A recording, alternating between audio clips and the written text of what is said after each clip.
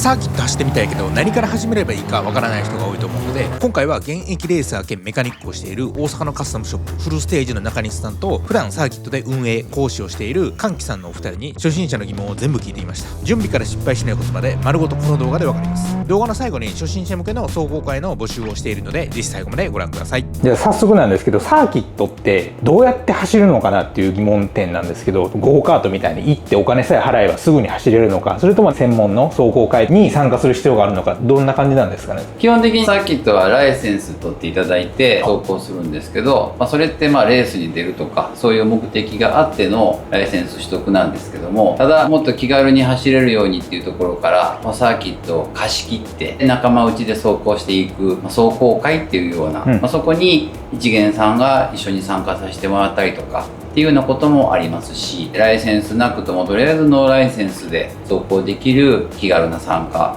できる体験走行みたいなのもありますし、体験走行になってくると大体先導走行、まずはサーキットの中を実際走ってみようみたいな、そんなのも様々なケースであります。そういう走行会であればライセンスとか基本的にいらないっていう感じですね。基本そうですね。その代わり朝いろいろな説明を受けて、でその後走るっていう一日の流れがありますけどね。ありがとうございます。ライセンスがなくてもいけるっていうことなんですけど、やっぱりサーキット走りにおいてそのままドノーマルの状態で走るのって多分危ないとは思うんですけど、その際にこれはやっておくべき整備とかオイル交換とかありますかね、そういうところは。そうですね、やっぱりプロショップ、特にサーキット走行に経験あるようなプロショップってところにまずは相談に行っていただきたいっていうのがあります。理由はもうそのままその車で走るにあたって、それが例えばドノーマルであったとしてもチューニングカーであったとしてもタイヤもいろいろまちまちだと思うんですけども、基本的に走れない車っていうのがなかなか逆に見つけるのが難しいぐらいで、どんな車でも走ることは可能なんです。ただその車に応じたパフォーマンスっていうのがあると思うので、それこそドノーマルの車でできる範囲、ここまではいいよとか、これ以上のことはちょっと危険だよとか、っていうのはそれぞれあると思うので、まずはやっぱりサーキット走行経験ありきのプロショップに相談行っていただくと、それが例えばドノーマルで、でサーキット走ってみました。当然その行く前にこれはこれ以上できないよとか、タイヤもノーマルであったらこれ以上の速度で走ると飛び出しちゃうよとか、いうのをやっぱり実際走ってみたら、やっぱオーバーラン、それ以上タイヤが食いつかないみたいな経験して帰ってきて、それをまたフィードバックすると、お店の方から今後どうしたいっていう相談になると思うんですよ。もっと走りたい、楽しかったって思えば、じゃああれとこれとこれと交換してチューニングしていこうとかいうようなステップアップにいけると思うんですね。要は何もなくていきなりサーキット行っちゃう、相談もなく行っちゃうのが一番怖いです。そうですよね、やっぱそれなりの準備は絶対に必要ですね。そうですね、準備というかまず相談をしっかりと自分自身を知っておくっていうのが一番大事だと思います。僕まだ2回ぐらいしかサーキット走ったことないんですけど、その周りの友達から言われたのが、絶対とりあえずブレーキパッドとブレーキオイルとタイヤは交換しとけって言われたんですけど、その辺はその通りですか？そうですね、備えあればっていうところだと思うんです。それって、どうしてもスピード出てしまうので、それなりに食いつくタイヤがあった方がいいよとかで、それに伴って止まれるブレーキパッドの交換であったりとか、ブレーキへの負担っていうのが大きいので、フルード、そういった油関係の交換っていうのがやっぱりスタンダードにあると思うんですけども、先ほど言ったように今の自分の状況がどうなんだっていうことが一番把握しておかなければいけないところなんで、変えなければ行っちゃいけないっていうわけでもないと思うんですよ。変えてないからこそ体験走行で終わらせようとか、だからもう本当気軽にまずはサーキットっていうのは来ていただきたいとは思うんですよ。行くにあたって必ず相談してから行くっていう、そこですよね。そこはやっぱ徹底しないとですね。でやっぱりいきなり行くからには走ってみたい、もっと自由に走りたいとかいう欲があると思うんで、そういった時は先取ってまずはこれとこれと交換しようかとかいうのに、タイヤ、ブレーキ、そういった油類っていうのがあると思います。なるほどですね、ありがとうございます。でもそのショップに行かなあかんっていうのは難しいよね。でも行ってほしいです。サーキットの職員目線でもものを見ると、やっぱり行って車をしっかり点検して来てほしいっていうのが本音やもんな。それでいくと、ショップにまず行くの難しかった場合どうしたらいいやろうなと思って、そのセルフチェックするのに大切なのはタイヤの山、空気圧、ネジが締まってるか、これはすごく重要なんですよ。意外と普段からね、サーキットに行ってみようか、行こうぜっっていう人って基本やっぱり普通の免許持ってるだけの人よりもやっぱり車が好き、モータースポーツとは言わんくてもやってみたい人たち、やから車に対しての意識も高いであろう人たちやからね、しっかり自分の空気このいろんな今の時代 YouTube とか雑誌とかいろんな情報があると思うけど、実際にどのタイヤにどれぐらい空気入れたらいいのか本当にみんな知ってるのかとかね、タイヤ止まってるホイールのネジは本当にちゃんと閉まってるのかとか、たまにタイヤショップでネジ反対つけて帰ってきた人とかいてるからねいやもう実際いてるからそれじゃ緩むよっていうのとかね、そういうところだからむちゃくちゃいい車庫帳入れてきたぞとかむちゃくちゃいいマフラー入れてきたぞっていうのは開けてどうでもよくて、まずは安全、自分の安全は人を守るからね、走っててタイヤ取れて自分事故して人も怪我するっていうのが一番ダメなんで、まずセルフチェック、タイヤの空気が入ってるかネジが止まってるのかで、シートポジションが相当重要。ほとんどの方がねマニュアルやと思うんであんまこういうのないと思うんですけどないですね。でも普通の街中でマニュアル車に乗ってる方でもちょっとこうシートをずらしてねちょっと背もたれ出て、こんな感じに寝てるこんな感じとかね、いてると思うんですよ。こんな感じね、とかこんな感じとかねいてると思うんですけど、サーキットで実はそんなんじゃなくていつもよりもちょっとね窮屈ぐらい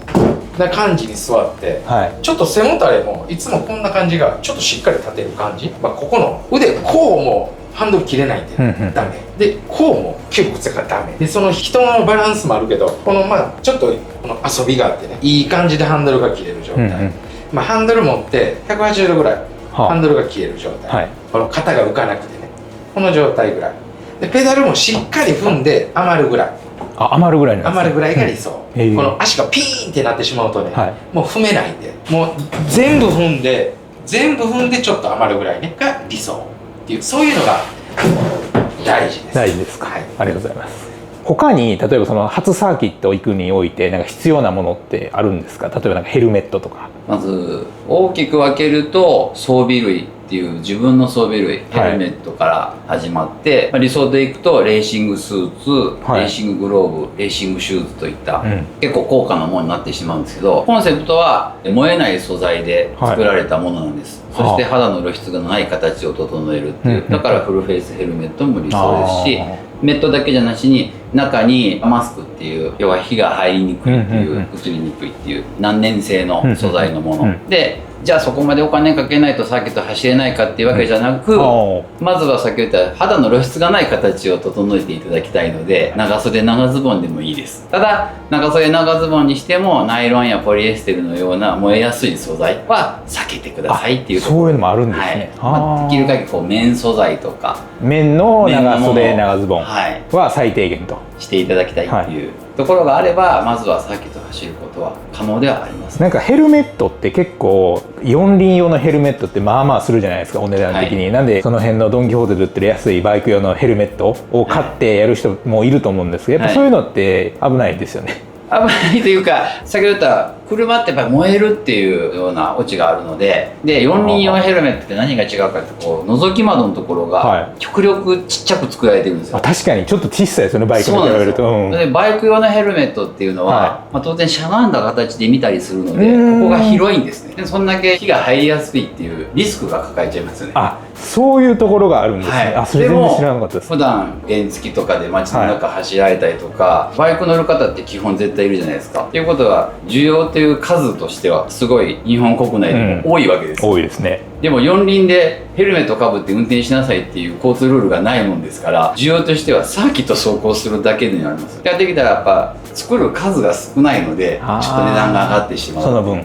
なるほどですね。けど四輪でサーキット走るならやっぱそういう最低限四輪用のヘルメットは絶対あった方がいいってことですね。でも最低限先言ったヘルメットまず二輪用でも構わないです。そうなんですね。いやいや、僕からしたら今のがもう教科書、全て彼らはもうプロなの、もうもっともなことを全部言ってくれてるけども、僕らのこのねカーショップとか運転が好きな立場、まあ今はねもうおじさんですけど、若かりしき頃、はいもちろんお金もないし、うんうん、でも行きたいけども、今言ったね車用のヘルメット、例えばじゃあ6万円のヘルメット買うんやったら、6万円分いいオイル入れたいなとか、タイヤ買いたいなってやっぱりなんのが普通かなって思うんで、彼が言うのがもう最もで燃えたら危ないとか、もうそれが公式なレースではレギュレーションっていうので最低条件になるけど、まずは普通の運動しやすい格好、長袖長ズボンのね、露出はもう絶対車乗れないんで、露出してない、ね、長袖長ズボン、もう作業着でもいいし、そうなんですね、これの長袖の作業着ね、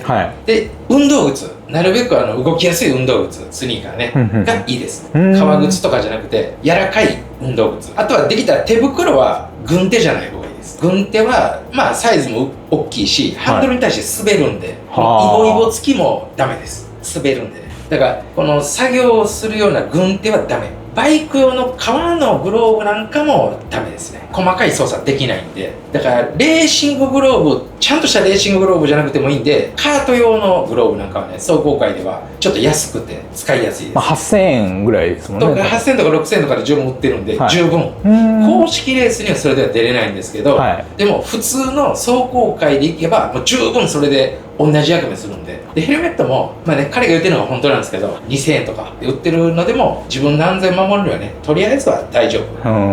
なんで、それよりも前日よくね、もうこれはね、特にこの暑い間できたら2日ぐらい前から水分をたくさんとる。これすごい重要。これはやってる側の意見としてね、思ってるよりも車を普段から乗ってるんやけども、思ってるよりもサーキット走行っていうのをするとね、こう汗もかく、でもかいてることに気づかない、でヘルメット近いから吸ってる息も熱い息を吸って熱い息を吐くで、どんどん心拍数も上がる。なんで体のね疲労がいつも自分が思ってるよりもすごく早く来るんです。で血液なんかも熱くなって至るとこがつったりします。僕なんかも経験あるのは、両足つったりね、でクラッチもブレーキも踏めませんみたいなことが経験いっぱいあってもなります。なんで、まあ、2、3日前からちょっとずつスポーツ、本当にモータースポーツっていうのがここで、ちょっとずつたくさん水を取る、なるべく早く寝る、前日になるべくアルコールは避ける、もうここはすごい重要。2、3日前からコンディションは整えておくということですね。すごい重要です、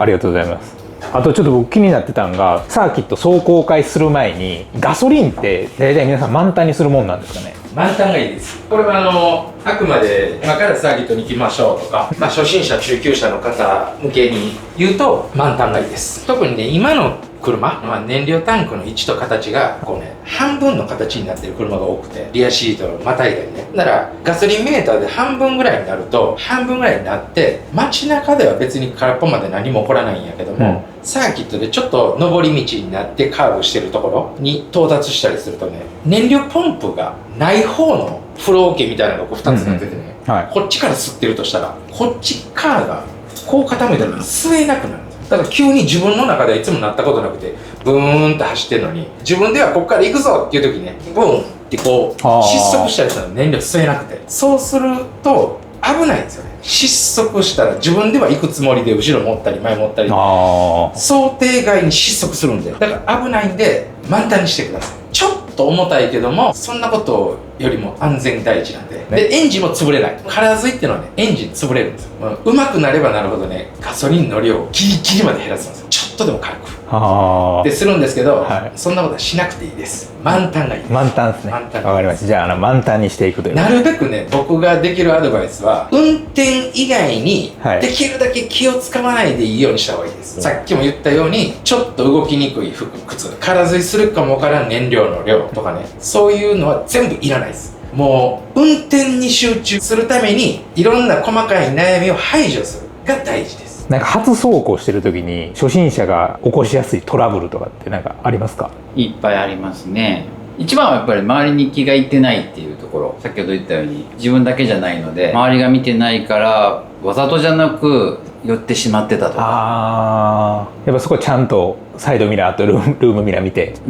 よってことですよね。速いのが来たから譲ってあげようと思って動かないでほしいんですよ。速い人は慣れてるんでっていう話あったでしょ、勝手に抜いていくし、どのサーキットも抜く側にリスクがあるんですよね。なんで勝手に速い人は抜くんで、高速道路の右車線で一緒でね、急に動かれたら怖いじゃないですか。確かにずっと同じとこに追ってほしいんですよ。早かろうが遅かろうがいいんですよね。そこにいててくれるお互いの安心感。こっちも僕ここにいてるからそっちから抜いてねと。で、今度こっち側になったら、あなたそこにいてね、僕こっちから抜くから。このお互いの安心感、共通のルールがルールとしてあれば、お互い怖くない。だから急に譲るとかな、譲らなって、これが一番怖い。だからそれはやめた方がいいです。サーキット別にね、初心者やからとか、何回も行ってるからとかっていうのがあっても、早いのが偉いは一切ないんですよ。まあ早かったらかっこいいだけで、偉くはないんで、遅かったら悪いのもないです。ルールを知らん方が悪いっていうだけで、遅くても悪くはないんで、それなりにその車で頑張ってるけど、ちっちゃい車やったらやっぱね、タイム遅いんで、例えば急にフェラーリと、まあミラーが走ったら、それは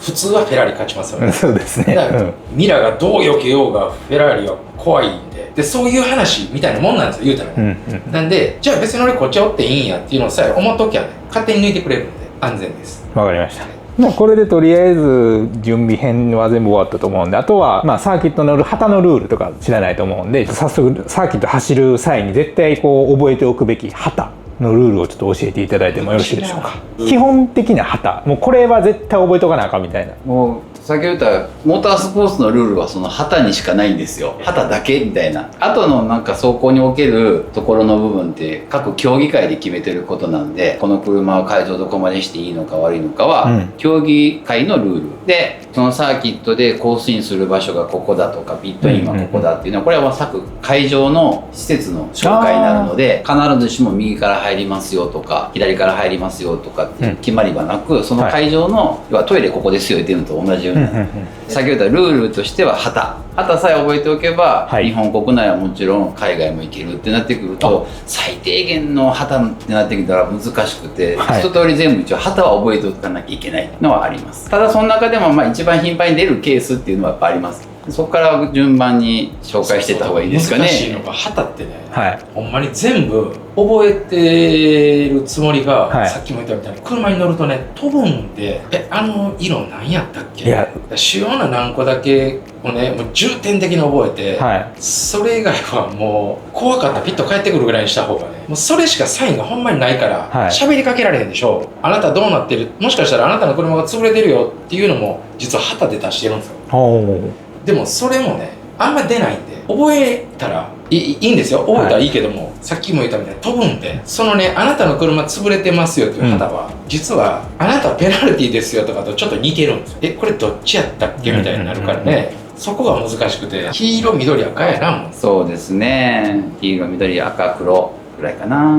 まず黄色からいくと基本一方通行ですよね。一方通行なんで安心して走れるのがサーキットなんですけど、その先に何かあったら危ないぞっていうのを知らせるのがまず黄色なんです。で黄色出されたらやらなきゃいけないのが大きく2つあって、1つがちょっと速度を下げるっていう、何があるか分かんないんで、速度を下げてるタイミングでよっしゃ今のタイミングって抜かされると何やってまた踏み込むじゃないですか。そういったらもう意味がないので、黄色に関しては追い越し禁止っていう、お互い今何があるかさ確認しようっていう、その区間なんで、例えばそれがコースアウトしてたりとかスピンしてるとか、スピンしてたら大概がこうコース上に車が残っているので、そこ避けて走らなきゃいけないっていうぐらい危険のリスクがこう高まっている状態なんです。だからイエローも2本出す場合があるんですよ。さらに1人のスタッフが2本振るんですバーッと、これってもうさらに危ないぞっていうのを教えるために、だから1本の時と2本の時と、でもやることは一緒なんですよ。速度を下げて追い越し禁止っていう、危険箇所がここにコースアウトしてる車両がいたんやっていうことを確認して進んだら、その先に追い越し禁止を解除してなきゃいけないんで、それがグリーンです。じゃあ緑になっても普通に戻っていいよっていう合図で、また全開でいけますよっていう。分かりやすいですね。で今度スピンしている車両とかに他の車両もぶつかって、もうちょっとこれ一旦走行やめよう、全車一回ピットに帰れとか全車戻りなさいっていう場合は赤、これ走行中断の合図、もう一旦終了っていうことで、でも赤が出たらもう全員ピットに戻っていくって感じで、その時にもう追い越し禁止で重大な事故が発生している場合がありますので、全車ピットで、今度続いて個別でちょっと走行やめてくださいっていうのを伝えたい場合があるんですね。その人の1台に対してみたいな。そう、バーッとコースにしてけどあの人ヘルメットかぶってなかったとか、でそういった場合に出すのが黒なんですよ。黒と大まかに大体ゼッケンつけて走ってもらうので、名前っていうのを出せないですから、もうゼッケンで出してます。黒とゼッケンで、あなたピットに帰りなさいっていうのを伝えるんです。これはね出る場所が決まってるんですよ。黄色緑赤はその箇所箇所で出るんですよ。赤は全周で出るんですよ。例えば1コーナーで赤色の原因があってもどこにいてても赤色が出るんですよ。黄色と緑はその場所でしか出ないんです、ここ危険ですっていう場所のみで出て、でここ解除ですよ、でその赤色は全部で出る。でもこの黒っていうのはこの走行界っていうのに関して言うとメインポストですよね。0番って言われてるメインポスト、各サーキットのスタートのシグナルがあるようなところって言ったらいいかな、ほぼそこのみで出される。そこで出されるから毎週どのミニサーキットであろうが国際サーキットであろうが毎週そこを通るときに何もないかどうかの確認でずっと見る癖をつける。これはまあ大切ですね、見落としがちなんで。同じ黒ベースにちょっと日の丸のこうオレンジ色のものが入ったものがあるんです。オレンジディスクっていうのが、これ黒ベースなんですよ。個別で伝えていくものなんですけど、車調子が悪くなってますよっていう、マシントラブル出てますよっていう、個別で走行やめろっていう話なんですけども、そのマシントラブルなんでもうボンネットが開いてたりとか、液体がこう漏れてしまってるとか、もうマフラーが取れかかってるとか、全てにおいてもうストレートに他の人に迷惑をかけてしまうっていうところでやめなさいと指示された人も分かりました、じゃあピットに帰りますっていう選択ではなく、もうコース脇にも停止するぐらいじゃないと液体漏れたまま走っちゃうと危ないんで、ここが難しくてね、大概ピットに帰ってきはるんですよ。で誰のためでもなく自分のためのちょっとアドバイスとしたらね、今の国際コースはほとんどね液体漏れっていうのは、ね、優勝で綺麗に掃除してもらうとダメなんですよね。周りの迷惑、人に迷惑かけずにで、液体漏れっていうのがあるため危険なんで、それをね綺麗に掃除してもらうんですけど、普通の火事の時の消防とかが使うようなねちょっと高い材料、オイルをすごい吸い取るとかね、そういうのを使って掃除するんで、それまあまあ高いんですよね。なるほど。それお金払わんとダメなんですよ。なんで長いサーキット一周して帰ってきたらね、冗談抜きでその清掃料に30万とか後で請求来るんですよ。きついですね。きついでしょ。きついです。だからすぐ止まる。もうすぐ止まる。すぐ止まる。すぐ止まると1メーターとかやったら1000円とかで済んだりね、するからすぐ止まる。でその黒のオレンジのやつ見えたらもう基本的には、ただこれもねなかなかいろんなところで出ないんですよ。なるほど。サーキットによってちょっと違うんですけど、なかなかいろんなところで出ない、なんで一番最初に戻ると液体漏れしてないかどうかの車のチェック、まずは走る前のこれが一番大事、準備と、そういうことですよね。わかりました。他に何かありますか、旗の種類は。ありますよ。で先ほどのその液体漏れてるよっていうのを伝える、それはもうそうこうやめてほしい人に伝えなきゃいけないもんであって、今度逆に液体漏れしてたら他の人たちが危険な思いするので、ここでこぼしていった跡があるよっていうのを伝えなきゃいけないっていうのをみんなに、それが赤と黄色の縦縞になった旗、通称オイルフラッグっていうんですけど、要は路面が滑りやすい状態になっている旗をあるんです。それを伝えてみんなに気をつけてっていうことを伝えます。なので分かりやすく言えばオレンジディスクがあって、その時に液体が漏れてたらもう当然赤黄色のオイルフラッグが出るってことですね。つがいみたいな感じです。ここが名前がオイルフラッグやけどね、砂利とか草巻かれてても出るんですよ。あ、そうなんですね。オイルフラッグっていう、通称ね、その正式名称違うもんな。違います。だから通称みんな覚えやすくするためにオイルフラッグっていう名前やけども、コースが滑りやすい、雨以外でコースが滑りやすいよっていうのがそのオイルフラッグっていうしましま模様、しましまのやつ、赤と黄色のしましま。これもでもねちょくちょく出ます。解除はないです。そうなってるとこに出ます。さっき言ったみたいに解除が出るのは黄色だけ、それ以外にグリーンの解除ってとこもないです。だからそこだけ、そこだけ、あなた壊れてますよ、あなた漏れてますよ、そこ滑りますよって全部そこだけ。解除わからんって言ったじゃないですか、そのどのタイミングでなんか普通に戻していいんかなみたいな、それは監視ポストって、基本サーキットってレースする競技会ありきなんで、やっぱり常にこうバトルができるようにしてあげたいんです。だから誰かがコースアウトしたからといってイエローが出て、じゃあ追い越し禁止、早く解除してあげないとレース競技再開できないんで、結構細かにその監視ポストって組まれてるんですよ。でもそれは国際コースのみで、僕らがイベントをよくやるセントラルサーキットもまだあるんですよ、けどミニサーキットってなるとね、今度ほとんどのコーナーにポストがまずないです。で旗も出ないんですよ。だからすごい3つぐらい先で事故取ってもだいぶ手前からずっと黄色が出てる時とかね、もうこれもあるの、あるあるで、この解除いつなんていうのも解除ないんですよね。これがすごい難しいけども、みんなミニサーキットに行く方がやっぱり初めどうしても多いと思うんでね。僕も初めてがミニサーキットでしたね。でその言われてたサーキットなんかやったら、多分旗出る箇所2箇所なんですよ。スタート地点のところに人がおって、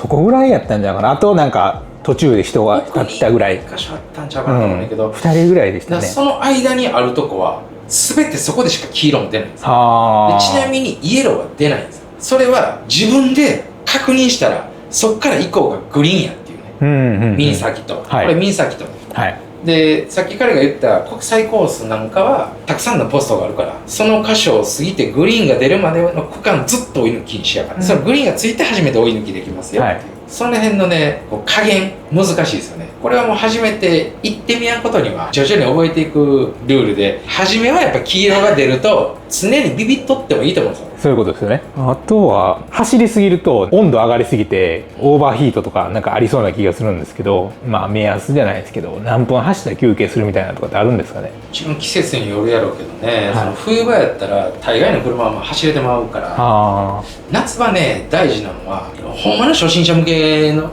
になるとね、知らなかったらまずいんでエアコン切る。車も潰れる。今の車はねすごくこうビューンって回転数を上げるとエアコンって自動的に切れるようになってるんですよ。エアコン壊さないために勝手に止めて、でまあじゃあちょっとゆっくりになったら勝手に入れてしてくれるから、これにくいんやけども、ラジエーターの前にクーラーを冷やす部品があって、でそのラジエーターの前で冷やす部品が熱を帯びるからね、ラジエーターの温度も同時に上がってしまって、で熱くなるから水温が上がってしまって、気ぃついたらエンジン潰れてるっていうことにもなりやすいから、だからクーラーを切る。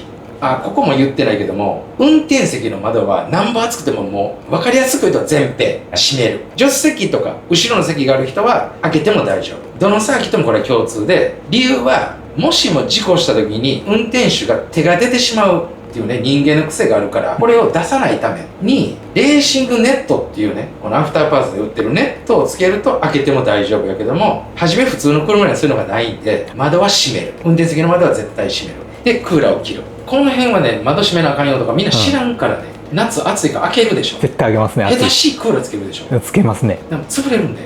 ナンバー暑くてもクーラーをつけるなということ。そうなんですよ。もう一個はね、前のナンバープレート取った方がいいですね。ナンバープレートの四角いこういうね、こんな大きさが前にあるでしょ。風ってバシュってこう逃げれなくて、こっちに前進してるとこうなるんですよ、風って。この辺ブワー膜張ってね、ラジエーターに全然風当たらないんです。なんかいつもいけんねんけど、すごい今日の温度高いな。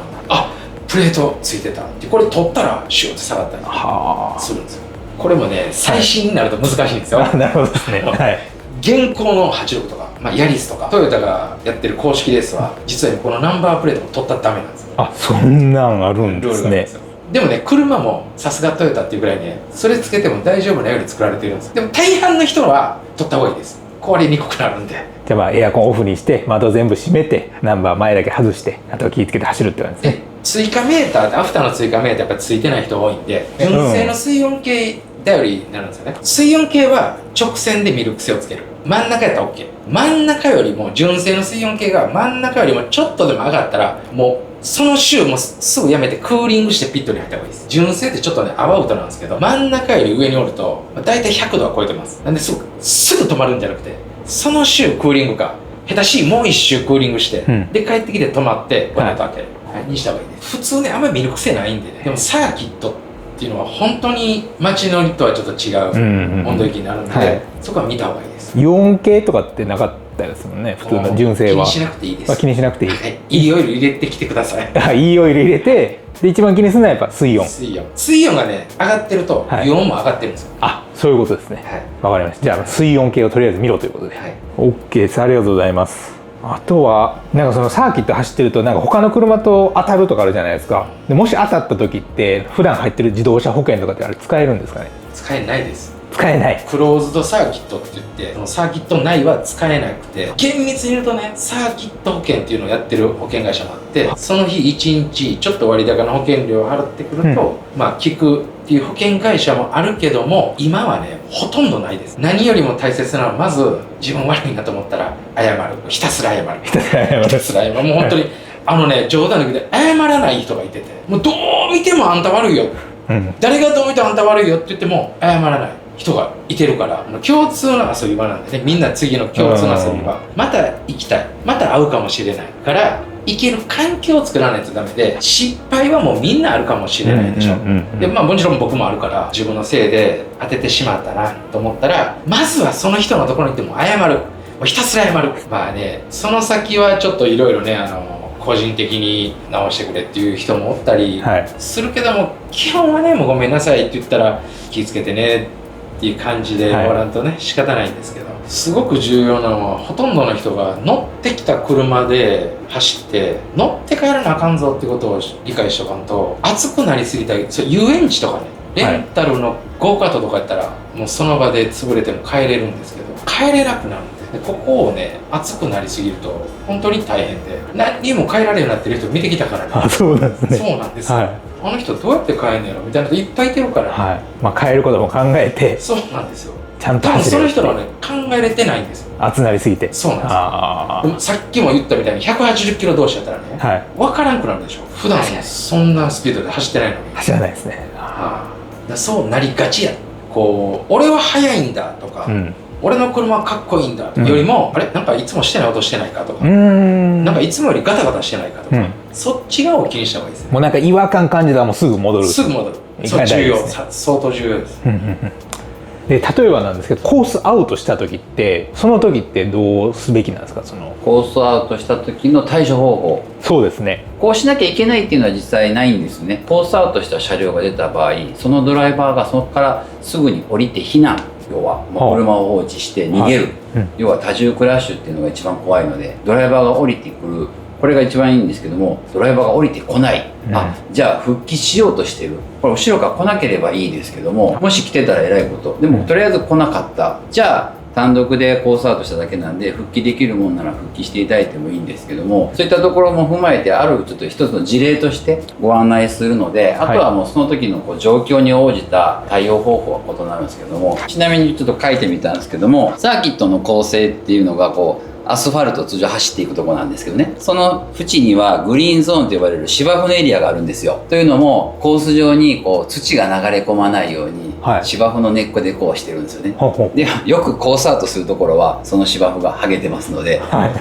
初めて行ったサーキットなんかは芝生が剥げてるとこっていうのは気をつけなきゃいけないポイントやなと思ってください。で特にこの速度域が出た後のエンドに関しては、さらにコースアウトしてもいいようにグラベルベッドっていわれる玉砂利でこう敷き詰められたところがあって、でその先にタイヤバリアで通常僕ら言うんですけども、タイヤを積み上げて中でこう組み上げた、要は衝撃吸収剤があって、でその先にフェンスがあったりするんですね。で場所によってはこの部分にさらにスポンジのバリアをしてるんですけども、こんな感じになってます。なのでコースアウトした時にオーバーランした場合はもう止まりきれないと思ったらこのグラベルベッドに出てしまいます。でこのグラベルベッドでどんな風になっているかっていうのをですね書き上げると、これちょっと横から見た図なんですけど、これアスファルトの部分で先ほど言ったグリーンになってて、でコースアウトした時のグラベルベッド、でスポンジ、タイヤバリア、ガードレール、フェンスみたいな感じ、こんな風になってるんですよね。でこのグラベルベッドっていうのがこうプール形状ではなくこう砂浜形状が大半なんですよ。どうなってるかというと手前や奥は浅瀬、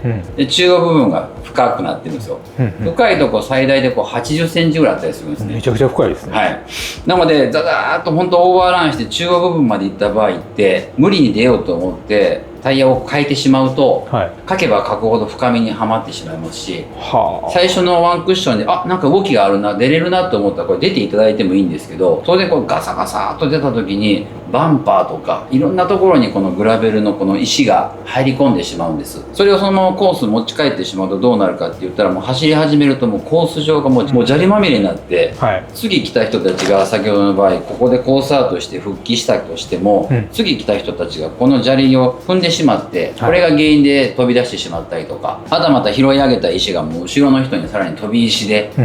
ガラスを割ってしまったりとか、もう人にもう迷惑を散々かけてしまう状態になるんですね。そこでこのグラベルに出てもし復帰できるんであれば出していただいてもいいんですけども、その時のコツとしてまずはこの縁、このグリーンのところをささっとこう転がしていただく。で転がしていただいたら、この可能な限りこの芝生の上にもう砂利を一旦落としてほしいんです。 100% 無理かもしれないですけども、ちょっとこうハンドルなんかしゃくってもらって、で可能な限りグラベルを落として今度コースに戻っていかなければいけないんですけども、サーキットってこうよくレコードラインって言われる場所があって、ここを速く走っていくっていうラインがよく聞かれたこともある方も多いんじゃないかと思うんですけども、見てたら分かります。ここ通常誰がも走らないなっていう場所がでそこを見つけ出してそこで一気に急加速が求められます。ほうほう。なぜならば今高速域で走っているのでここにゆっくり戻ってしまうとこれが障害物になってしまうので、ここで障害物にならないようにさらなる急加速、そしてみんなが走っているレコードラインに素早く戻すで、急加速の時にどうしても最後バラバラっとやっぱり砂利は出ますけども最小限にし人が走らないところに落としていくっていうのがいわゆるこうマナーというか、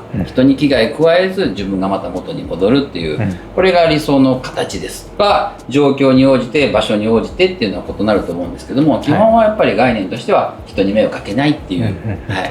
これでもしねいきなりコース戻って砂利まみれにしてたら当然みんなからあいつってなります。そうならないように。なんかその場合ってオイルフラッグが出るんですか？そうです。あ、やっぱ出るんですね。今のでいけばここでコースアウトしてここにポストがあればここで出ます。ここにポストがあればねここに出てでもこの辺にも砂利がないからって言ってここでグリーンは出ないです、ここにオイルフラッグが出ます。ここに砂利があればねここ滑るよっていう、この後滑るよです。勝手にあとはもう自分で判断しなさいよ。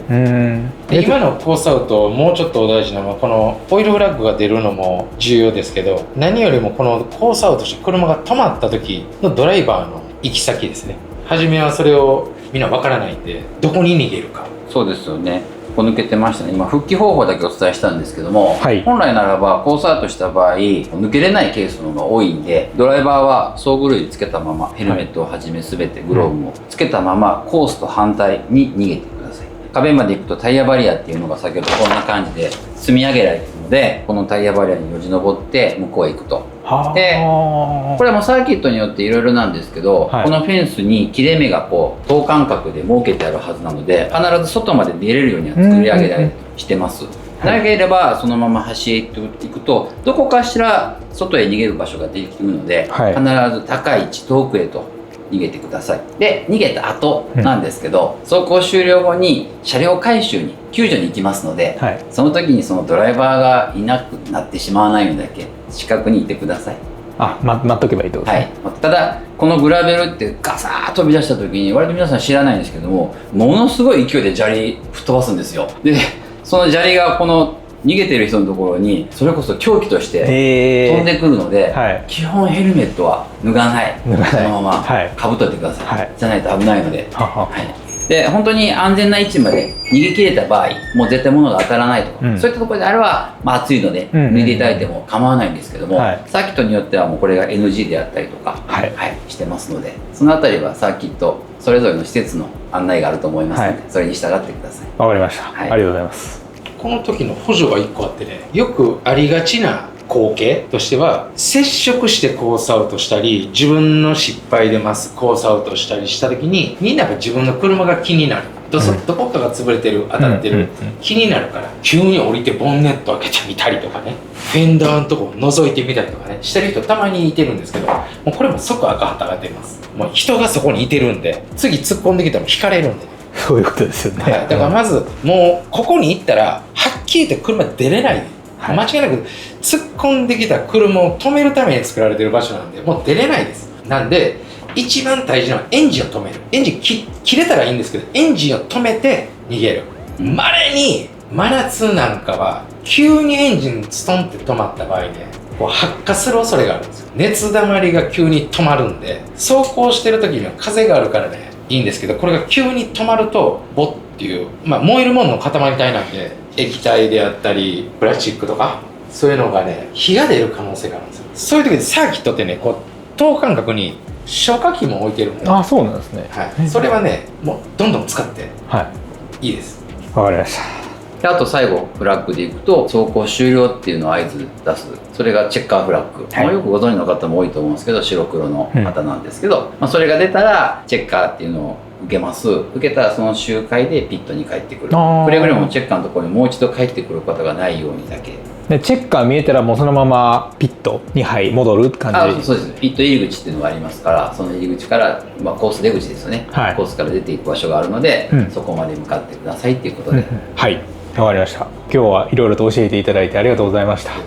りがとうございました。またよろしくお願いします。お願いします。いかがでしたでしょうか。ここまで見て一度サーキットを走ってみたい、そう思った方にお知らせです。9月27日、兵庫県のセントラルサーキットで SWIFT 限定の初心者向け壮行会を開催します。主催は今回お話を聞いたお二人、完全初心者歓迎で枠をいただきました。初心者枠なので、一度どんなもんか走ってみたい方は概要欄に詳細を貼っておきますので、そこから応募してください。僕も当日初めてセントラル走りますが、枠が埋まり次第受付終了なので、早めの応募がおすすめです。もしこのイベントが好評であれば定期開催も考えるので、気になった方はこの機会にぜひ応募してみてください。ある程度走り慣れてる方でセントラルサーキットを走りたい方は、同じ日開催の SWIFT カップ、こちらはガチのレースなので、そっちに参加していただければと思います。もちろん見学だけしたい方も大歓迎で、駐車場代を払えば観戦できますので、ぜひ雰囲気だけでも見に来てください。今回お世話になった大阪のカスタムショップフルステージさん、1万円でサーキット走行前の総点検や、その人に合ったカスタム提案まで、レース経験とメカニックの知識でしっかりサポートしてくれます。サーキットに行くと決めたら、まずはフルステージさんに気軽に相談してみてください。僕のスイスポも9月の走行会に向けてすでに中西さんからいろいろアドバイスもらってカスタム予定なので、またそちらの様子は動画で詳しくやりますので、楽しみにしててください。そして僕が調べ尽くして選んだコスパのいい四輪用ヘルメットとグローブもまとめて概要欄で紹介しておきますので、ぜひ参考にしてください。それではイベント当日にお会いしましょう。最後までご視聴いただきありがとうございました。